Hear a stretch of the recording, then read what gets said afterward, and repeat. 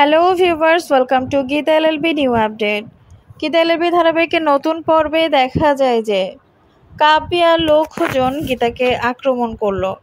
রাস্তায় যখন গীতা দাঁড়িয়েছিল তখন কাব্যি আর ভাড়া করা গুন্ডারা গীতার দিকে আক্রমণভাবে এগিয়ে এসে আক্রমণ করতে থাকে।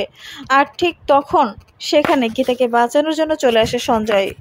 সঞ্জয়কে দেখে গীতার মাথা ঘুরে যায়, কারণ সঞ্জয় দেখতে একদমই স্বস্তিকের মতো। তখন গীতা বুঝতে পারে স্বস্তিক মনে হয় ফিরে এসেছে, কিন্তু মারামারি করার পরে যখন সব গুন্ডারা পালায় যায়, গীতা যখন সঞ্জয়কে স্বস্তিক বলে জড়িয়ে ধরতে যাবে, তখন সঞ্জয় বলে, আপনি কি করছেন? আপনি কে? তখন গীতা অবাক হয়ে যায়, কারণ স্বস্তিক গীতাকে ভুলে গেছে। আর তখন সঞ্জয় বলে, আমি শোনো স্বস্তিক হতে যাব, আমার নাম সঞ্জয়। আপনাকে গুন্ডারা কেন মারছিল? কি করেছেন ওদের?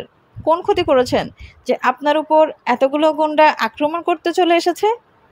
গীতা কোনো কথা উত্তর না দিয়ে শুধু অঝরে কাঁদতে থাকলো।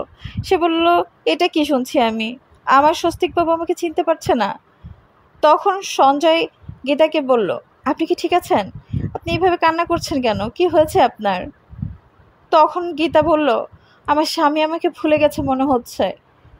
তখন সঞ্জয় গীতাকে বলে, আপনি টেনশন করবেন না, সব ঠিক হয়ে যাবে, চলুন আপনাকে বাড়ি পৌঁছে দিই।